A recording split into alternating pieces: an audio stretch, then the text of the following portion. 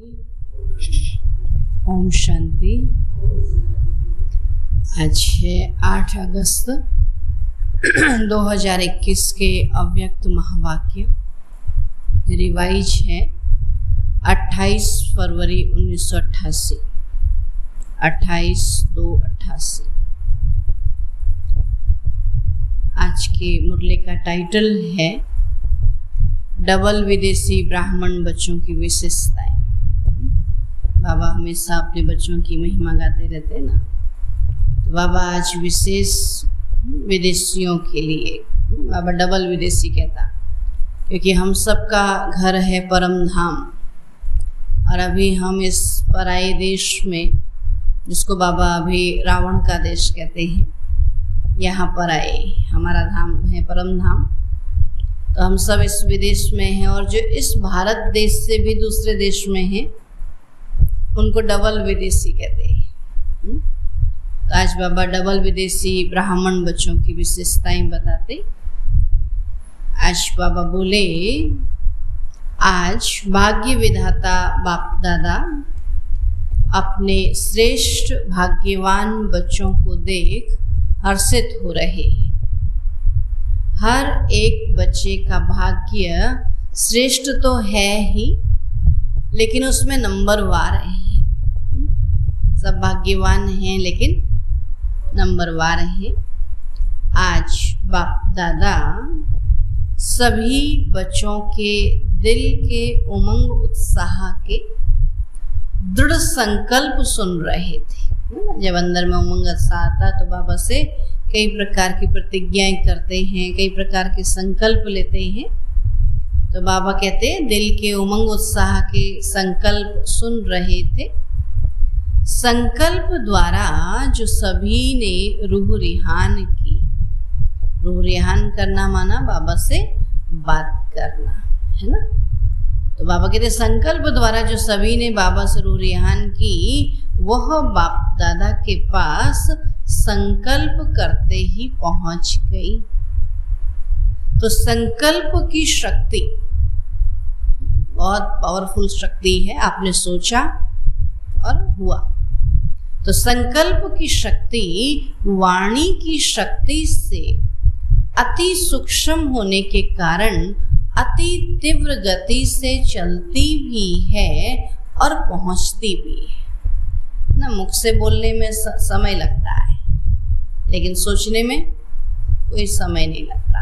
तो जैसे सोचने में समय नहीं लगता, ऐसे ही उस सोचने की शक्ति इतनी तेज है, हम किसी तक भी वो संकल्प को पहुंचा सकते हैं, है ना। तो बाबा ने कहा संकल्प चलते भी तेजी से हैं तो पहुंचते भी तेजी से।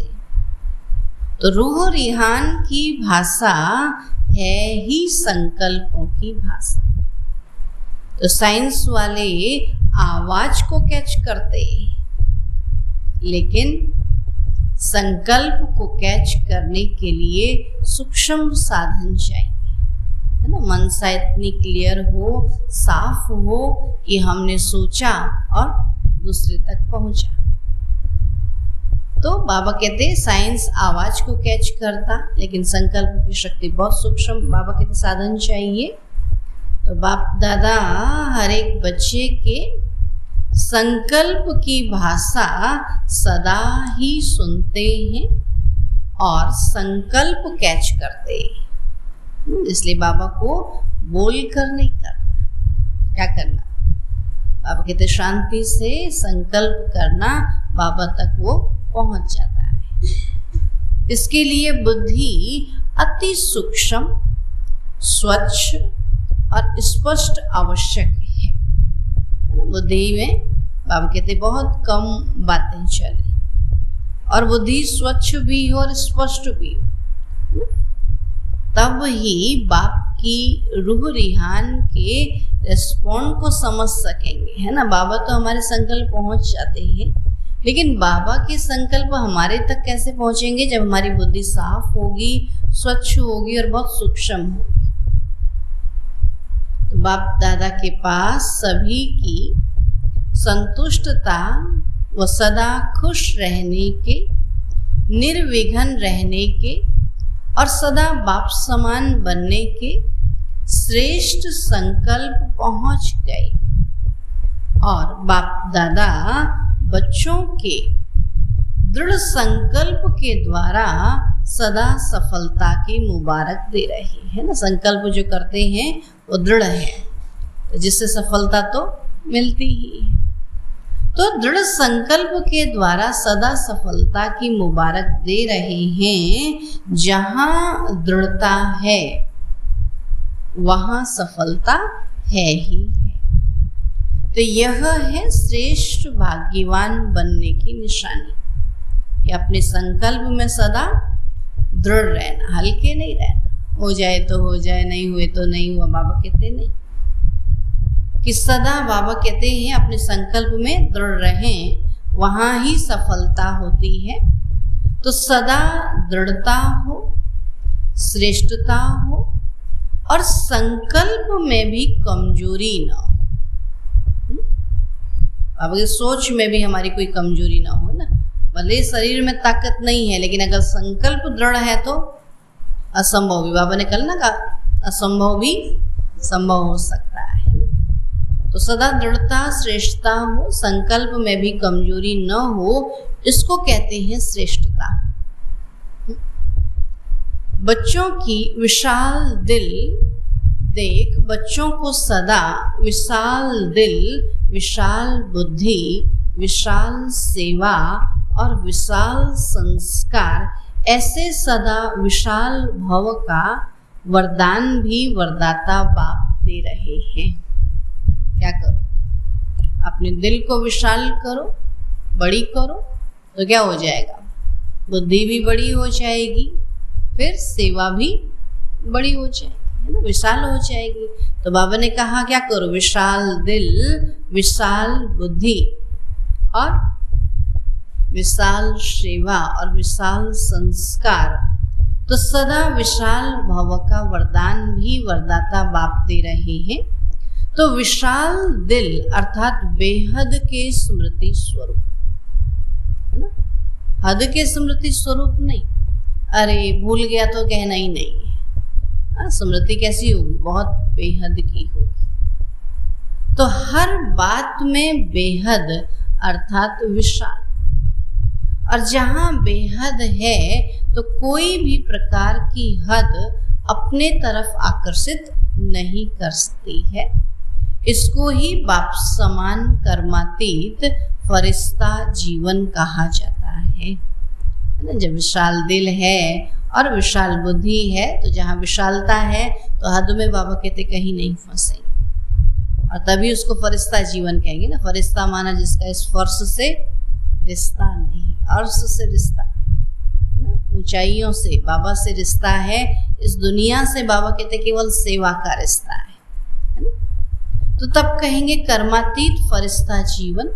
तो कर्मातीत का अर्थ ही है कि सर्व प्रकार के हद के स्वभाव संस्कार से अतीत अर्थात न्यारा। ये मेरा स्वभाव है, ये मेरा संस्कार है, नहीं। बाबा कहते कर्म किया और कर्म के भान से स्वभाव संस्कार से न्यारा हो गए। बाबा कहते हद है बंधन और बेहद है निर्बंधन। हद में क्या होते हैं?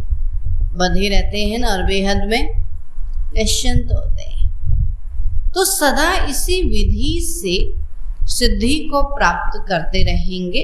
तो सभी ने स्वयं से जो संकल्प किया वह सदा अमर है, अटल है, अखंड है, अर्थात खंडित होने वाला नहीं है ना। बाबा के बन गए, बाबा मेरा है और मैं बाबा की हूँ। बाबा कहते ये संकल्प कैसा है? अटल, अखंड और बाबा कहते अमर है, कभी खंडित होने वाला नहीं है। छोटे से कोई बात हो गई तो हमारा बाबा से संबंध टूट जाए, ऐसा हो सकता है क्या? नहीं ना, वो हमारा बाप है, हम बाप को यूं ही नहीं छोड़ सकते। तो बाबा कहते ऐसा संकल्प किया है ना कि हम बाबा के अमर बच्चे, अटल बच्चे, अखंड बच्चे हैं। हम कभी भी बाबा का हाथ और साथ नहीं छोड़ने वाले, है ना। तो मधुबन की लकीर तक तो संकल्प नहीं है ना। मधुबन में रहे, वहाँ सब अच्छा लगा, तब तो हम बाबा के बच्चे हैं, और मधुबन से बाहर आए तो सदा साथ रहेगा ना। मुरलियाँ तो बहुत सुनी है, अभी जो सुना है वह करना है।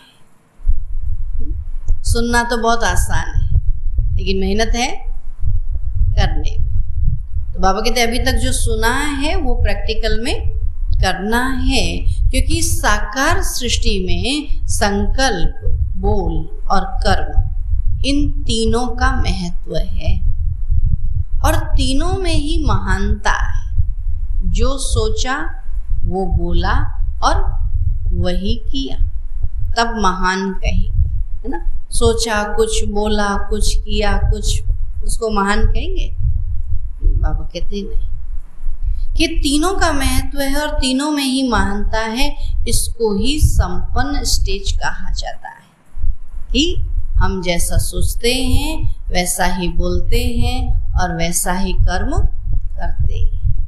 तब बाबा कहते, तब इसको संपन्न स्टेज कहा जाता है। तो इस साकार सृष्टि में फुल मार्क्स लेना अति आवश्यक है।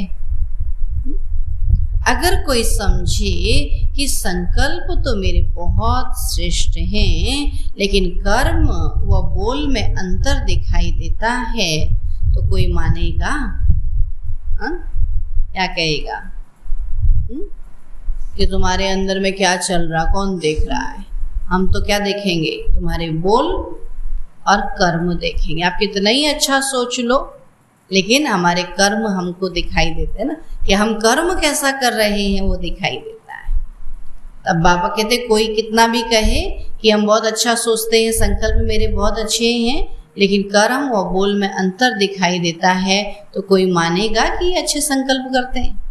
नहीं, क्योंकि संकल्प का स्थूल दर्पण बोल और कर्म है ना। और श्रेष्ठ संकल्प वाले का बोल स्वतः ही श्रेष्ठ होगा। अगर अच्छा सोचता होगा तो कर्म भी स्वतः ही अच्छा होगा। इसलिए तीनों की विशेषता ही नंबर 1 बनना है। तो बाप दादा डबल विदेशी बच्चों को देख सदा बच्चों की विशेषता पर हर्षित होते। सुना, यह विशेषता क्या है?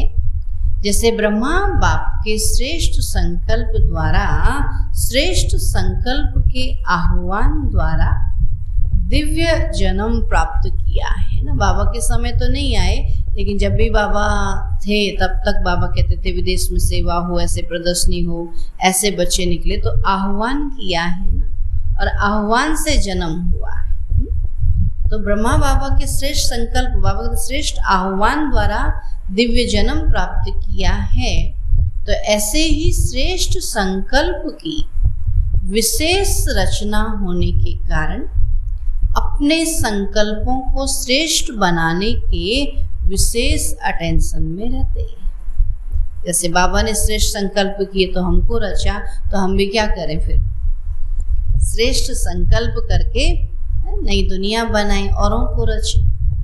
तो संकल्प के ऊपर अटेंशन होने के कारण किसी भी प्रकार की सूक्ष्म माया के वार को जल्दी जान भी जाते हैं, और परिवर्तन करने के लिए व विजयी बनने के लिए पुरुषार्थ कर जल्दी से खत्म करने का प्रयत्न करते हैं। संकल्प से उत्पन्न है तो संकल्पों को जल्दी जान भी लेते हैं, और बाबा कहते कोई विघ्न बाधा आती है तो उसको संकल्पों से समाप्त भी जल्दी कर लेते हैं। तो संकल्प शक्ति को सदा शुद्ध बनाने का अटेंशन अच्छा रहता है ना। विदेशियों को देखा होगा आपने, वो कुछ न कुछ पढ़ते रहते हैं या योग लगाते रहते हैं, है ना। उनका विशेष अटेंशन होता है कि किसी चीज को उन्होंने जानना है तो पूरी गहराई तक जानना है। ऐसा नहीं कि ऊपर ऊपर से जान लिया, 7 दिन का कोर्स कर लिया, रोज मुरली पढ़ ली, नहीं। वो एक एक किताब पढ़ेंगे, इसके बारे में पूरा जानेंगे, हर एक चीज देखेंगे, तब मानते हैं। इसलिए उनका कोर्स भी 1 महीने का होता है, हमारा कोर्स 1 सप्ताह का होता है, लेकिन उनका कोर्स 1 महीने का, जिसमें 15 दिन वो कोर्स करते हैं और 15 दिन वो अनुभव करते हैं, है ना। केवल सुनते नहीं हैं, लेकिन उसको फील करते हैं।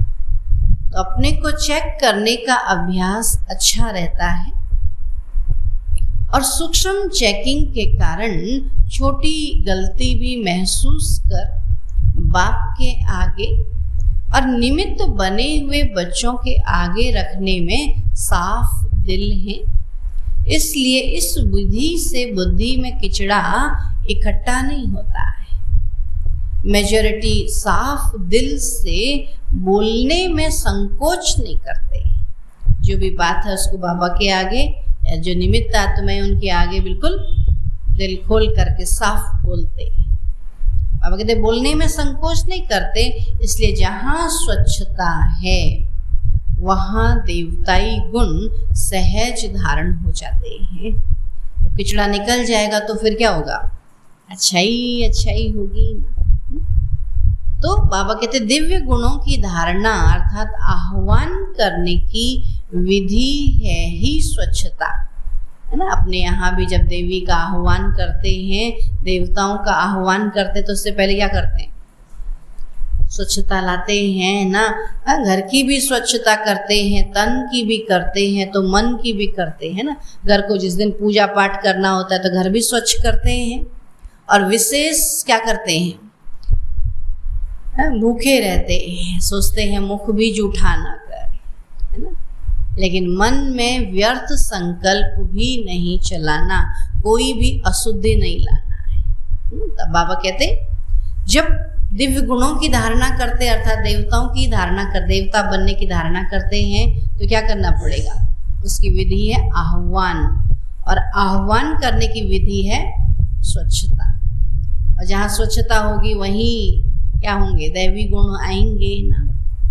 तो जैसे भक्ति में भी जब लक्ष्मी का या किसी देवी का आह्वान करते हैं तो आह्वान की विधि स्वच्छता ही अपनाते हैं। देखो दीपावली आती है तो क्या करते हैं?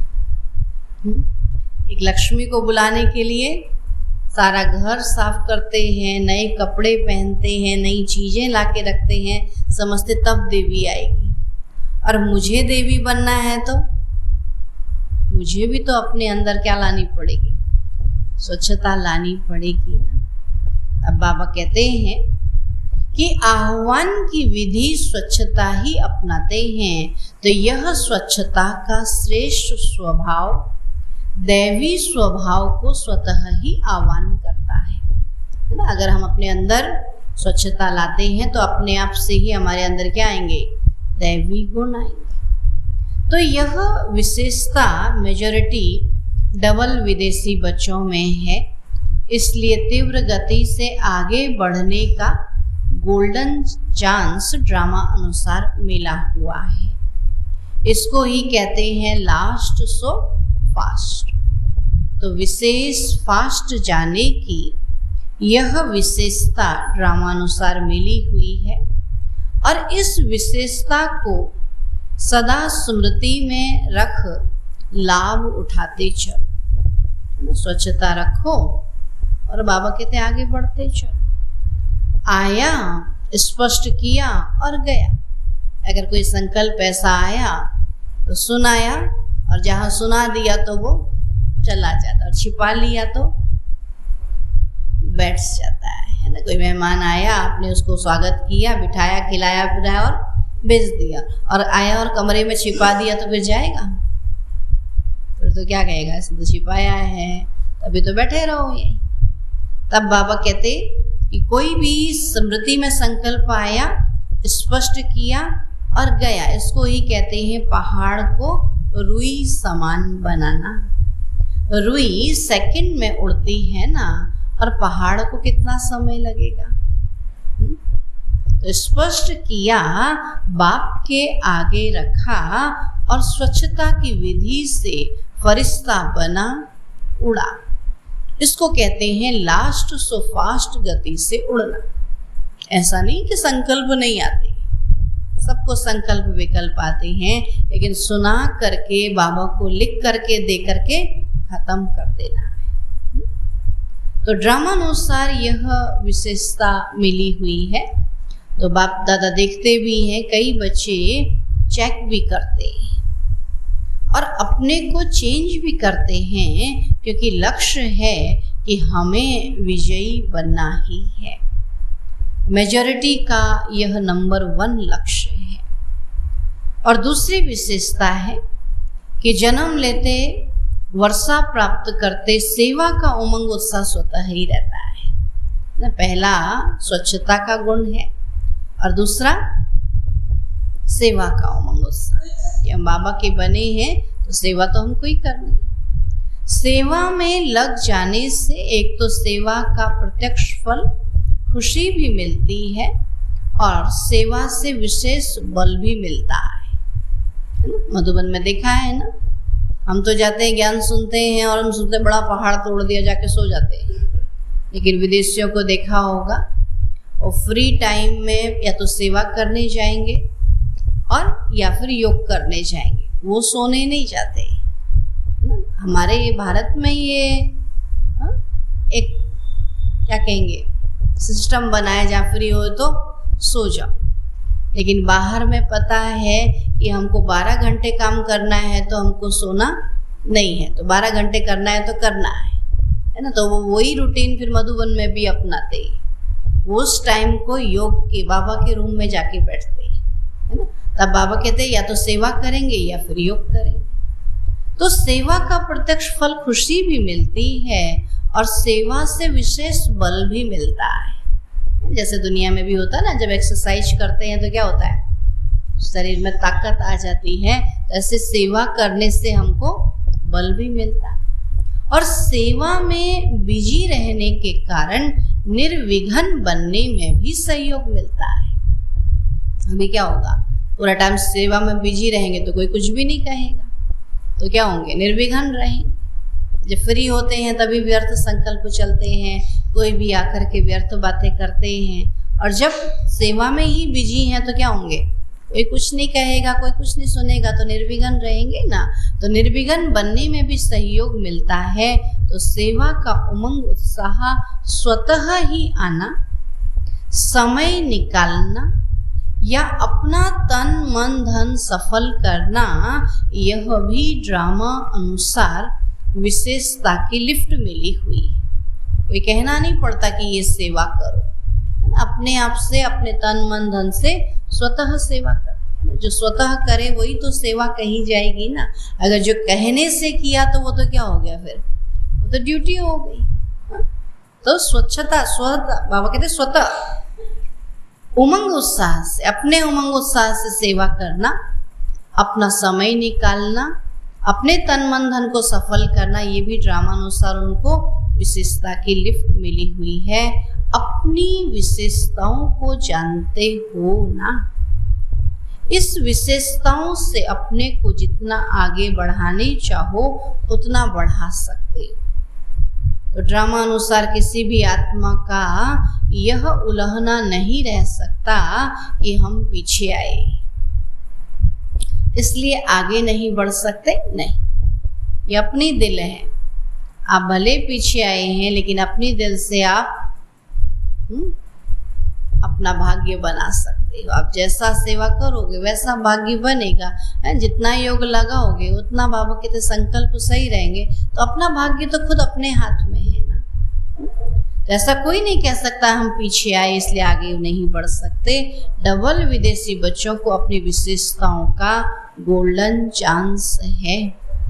भारतवासियों को फिर अपना गोल्डन चांस है, लेकिन आज तो डबल विदेशी बच्चों से मिल रहे हैं। तो ड्रामा में विशेष नोद होने के कारण किसी भी लास्ट वाली आत्मा का उल्लंघना चल नहीं सकता है ना, क्योंकि ड्रामा एक्यूरेट बना हुआ है। हमको कहते हैं ना, कई बार कई बाबा के बच्चे कहते हैं हमको आपने दीदी से नहीं मिलाया, दादी से नहीं मिलाया, बड़ों से नहीं मिलाया। अरे आप श्रेष्ठ कर्म करो, हमको मिलाने की जरूरत ही तो नहीं है।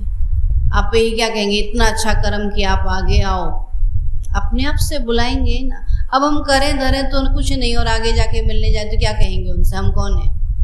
पूछेंगे ना आपने क्या किया, बोला सोए रहे।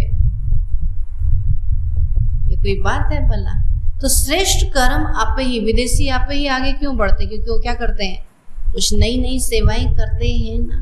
तब बाबा कहते कि ये गोल्डन चांस हमको स्वयं है, तो ड्रामा में विशेष नोद होने के कारण किसी भी लास्ट वाली आत्मा का उल्हना चल नहीं सकता, क्योंकि ड्रामा एक्यूरेट बना हुआ है और इन विशेषताओं से सदा तीव्र गति से उड़ते चलो। कुछ नया कार्य करके दिखाओ, उड़ते चलो। समझा? स्पष्ट हुआ या अभी भी कोई उल्हना है? विदेशी बच्चे विदेश में सेंटर खोल के दिखा दे तो कितनी बड़ी बात है।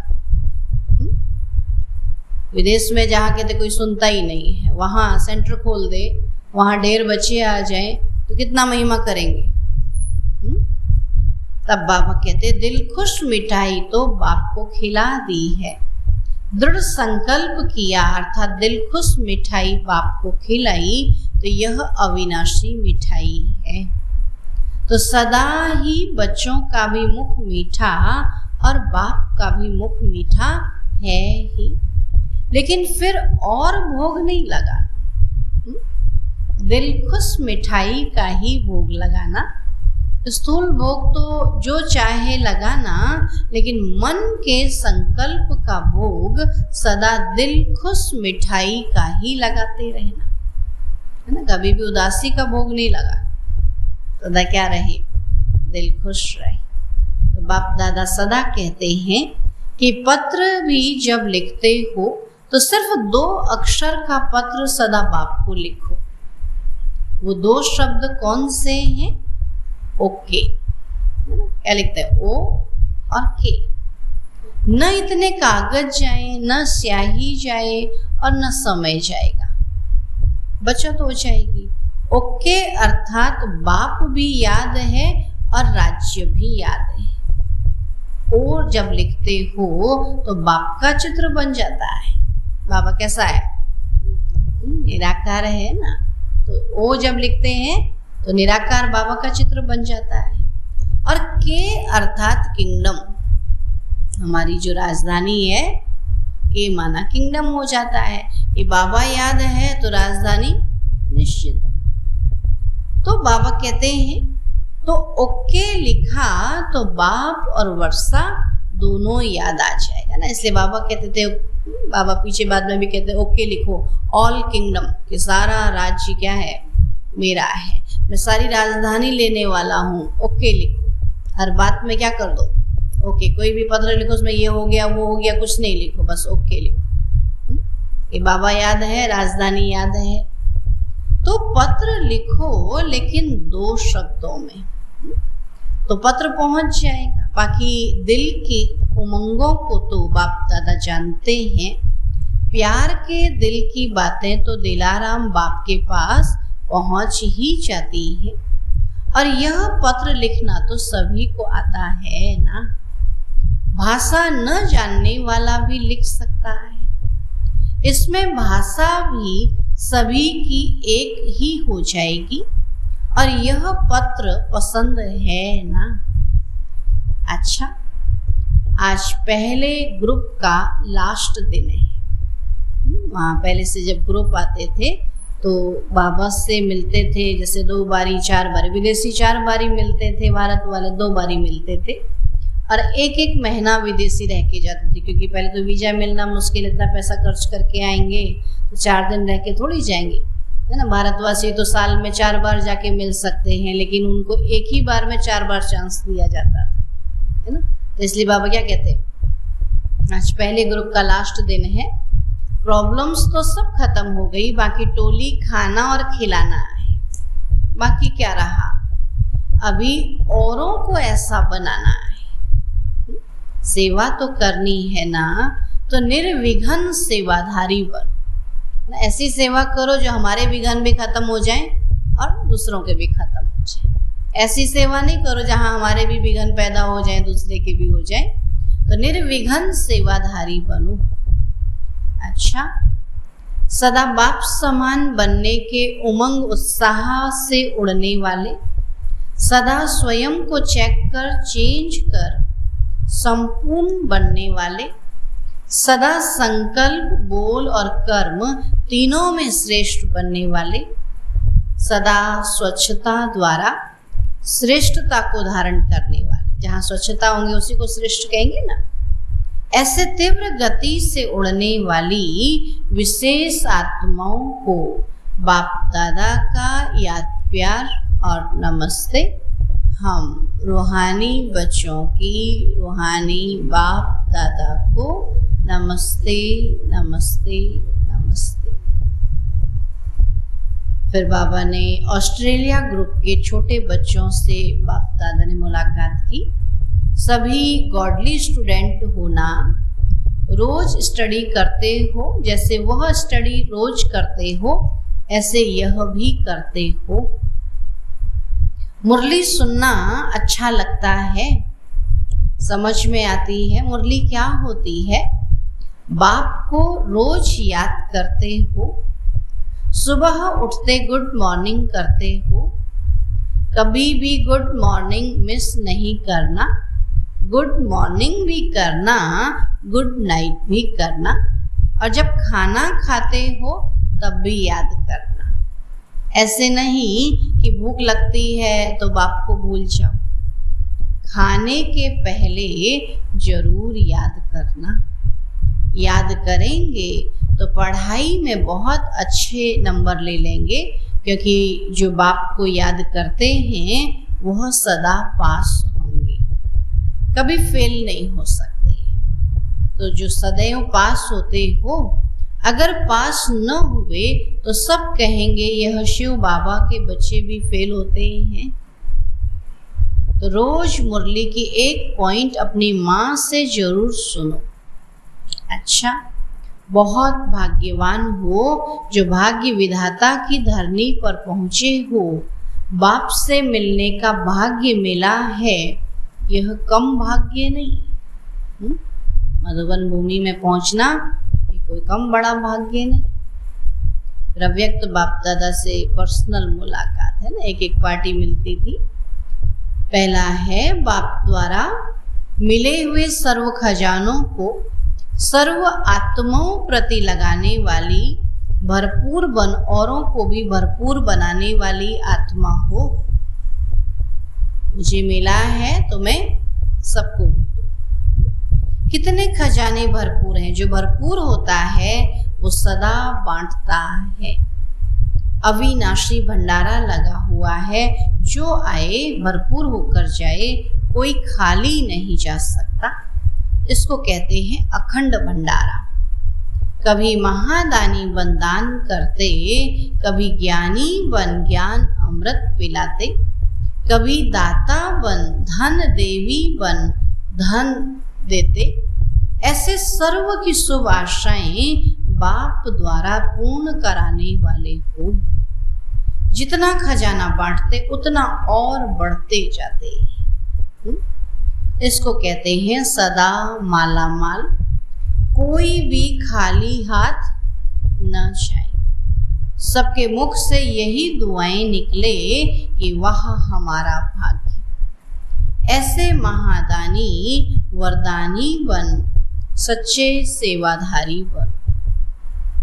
दूसरा पॉइंट है ड्रामा अनुसार सेवा का वरदान भी आगे बढ़ाता है। जब सेवा करने का वरदान मिलता तो उससे भी आगे बढ़ते हैं। एक होती है योग्यता द्वारा सेवा प्राप्त होना, कि हम योग्य हैं तो हमको सेवा मिले, और दूसरा है वरदान द्वारा सेवा प्राप्त होना।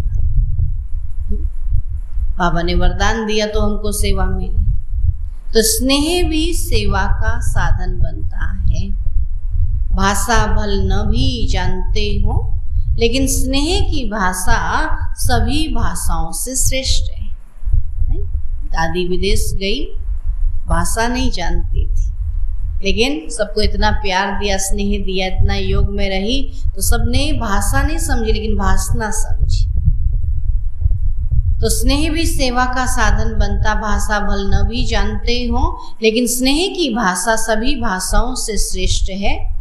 इसलिए स्नेही आत्मा को सदा सफलता मिलती है, और जो स्नेह की भाषा जानते हैं वह कहाँ भी सफल हो जाते हैं। तो सेवा सदा निर्विघ्न हो चले, इसको कहते हैं सेवा में सफलता।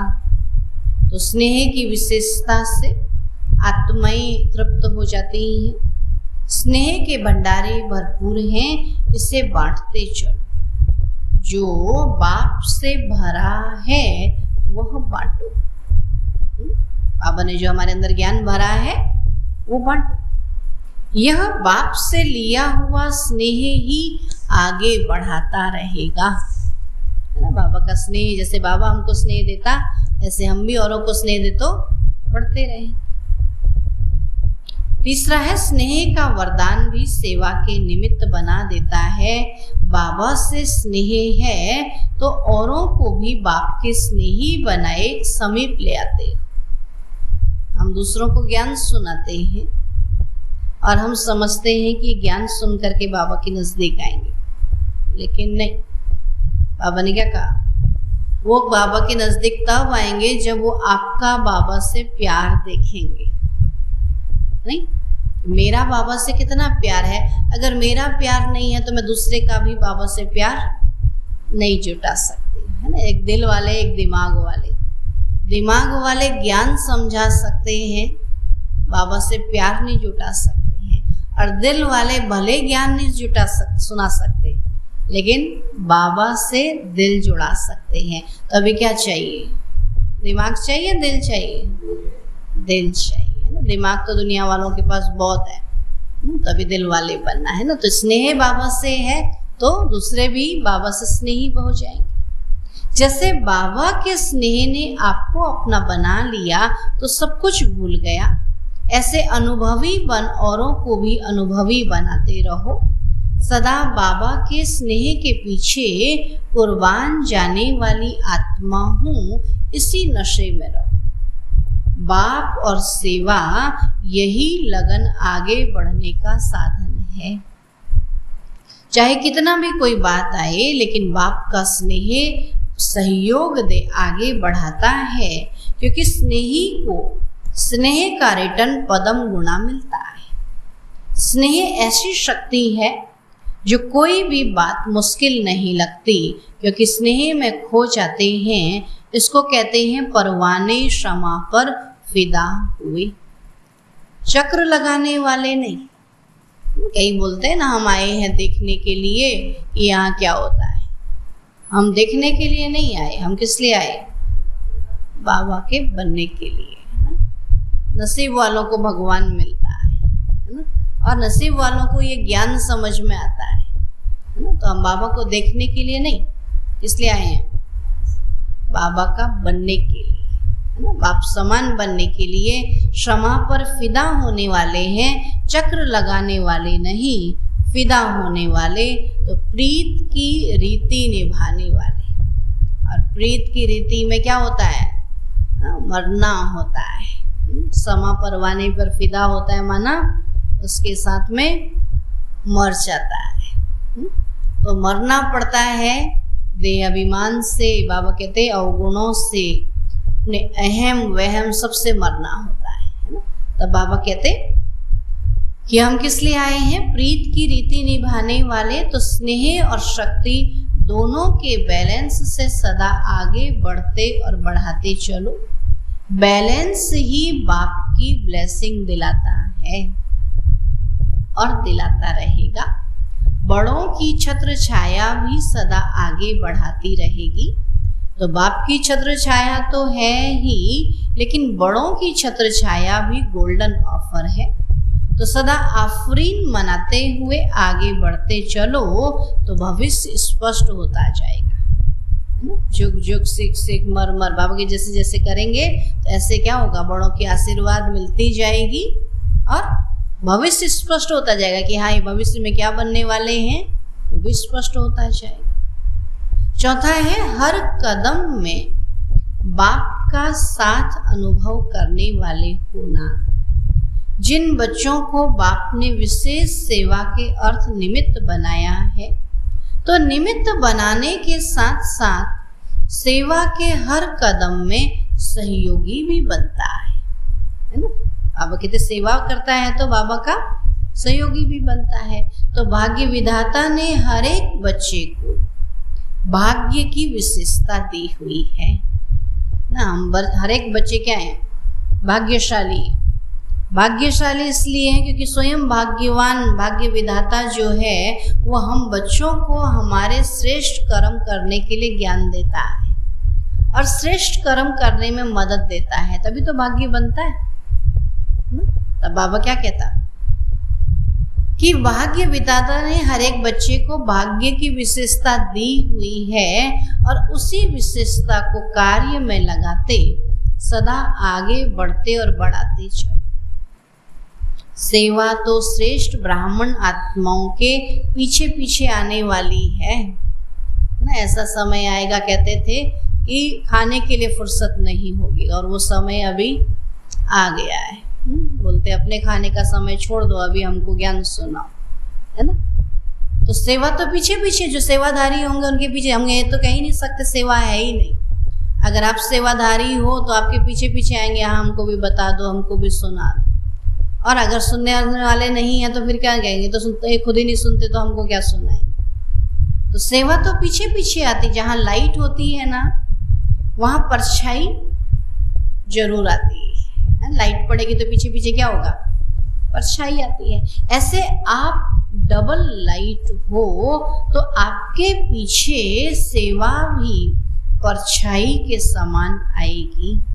इसलिए सदा निश्चिंत बन बाप की छत्र छाया में चलते चलो। मैं क्या सेवा करूं, नहीं, सेवा है खत्म होने का नाम ही ना ले, इतनी सेवा है ना। हम करना नहीं चाहते इसलिए कहते कोई सेवा ही नहीं। पांचवा, सदा दिल में बाप समान बनने का उमंग रहता है ना। जब समान बनेंगे तभी समीप रहेंगे। आप समीप किसको रखोगे, जो आपके समान होगा। तो बाबा भी समीप किसको रखेंगे, जो बाप समान होगा, है ना। तो समीप तो रहना है ना, और समीप रहने वाले के पास समान बनने का उमंग रहता ही है। और समान बनना मुश्किल भी नहीं है। क्या करना है, जिसके साथ रहते उसको देखते जाओ, फॉलो करते जाओ, बस वो तो बहुत अच्छा है ना। अपना तो चलाना ही नहीं है, वहां तो हमको जिसके साथ रहना है उसको देख देख कर कॉपी करना है और उसके जैसे करते जाना है। समान बनने में यही तो है।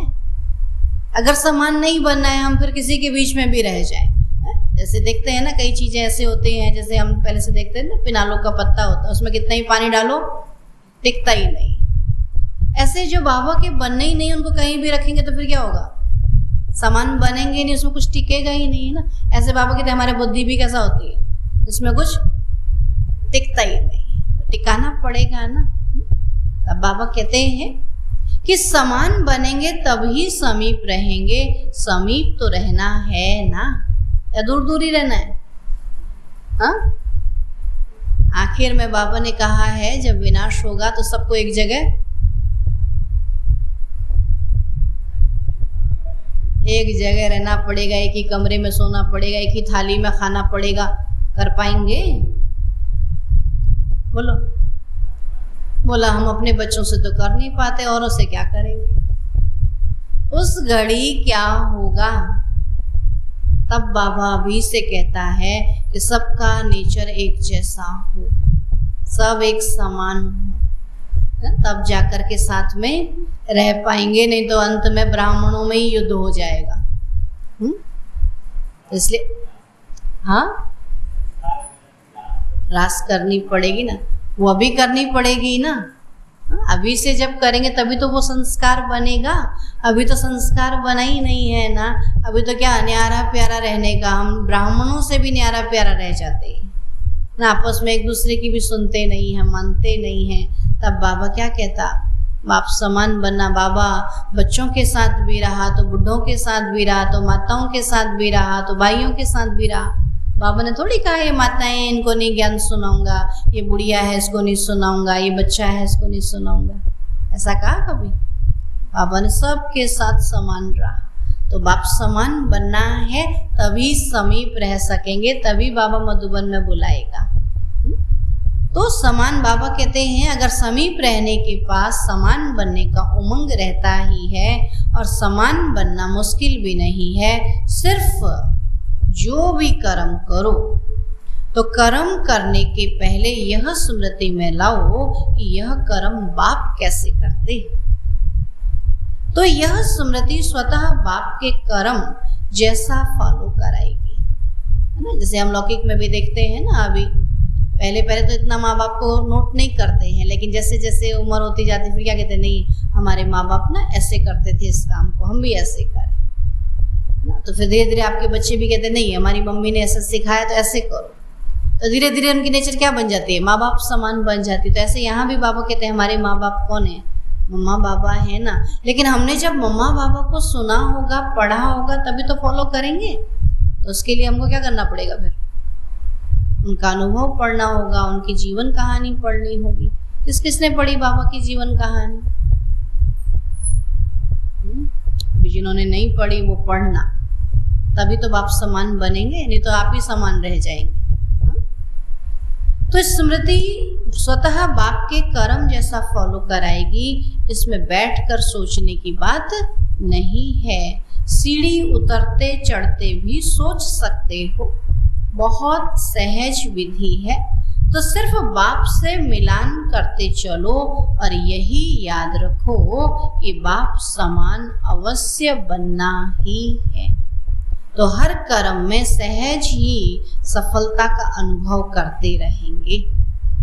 अच्छा, आज का वरदान है मनन शक्ति द्वारा हर पॉइंट के अनुभवी बनने वाले, मनन शक्ति द्वारा हर पॉइंट के अनुभवी बनने वाले सदा शक्तिशाली माया प्रूफ विघन प्रूफ भव, माया प्रूफ विघन प्रूफ भव।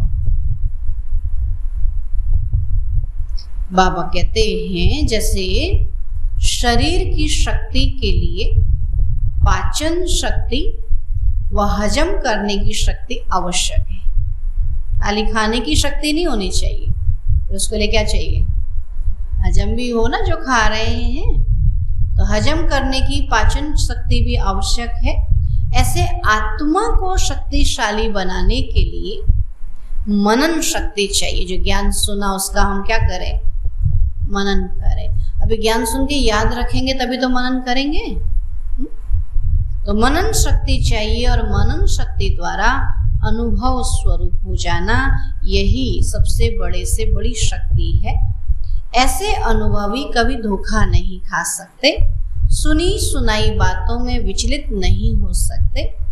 अनुभवी सदा संपन्न रहते हैं, वो सदा शक्तिशाली माया प्रूफ विघन प्रूफ बन जाते हैं। जो अनुभवी होंगे वो सदा शक्तिशाली माया प्रूफ और विघन प्रूफ बन जाते हैं। तो मनन करना ज्ञान को, तो विघन नहीं आएंगे। स्लोगन है खुशी का खजाना सदा साथ रहे, तो बाकी सब खजाने स्वतः आ जाएंगे। खुशी का खजाना सदा साथ रहे तो बाकी सब खजाने स्वतः आ जाएंगे। और आज खुशी का खजाना है किसी के पास? क्या कहते हैं? कहते खुशी का खजाना ही नहीं।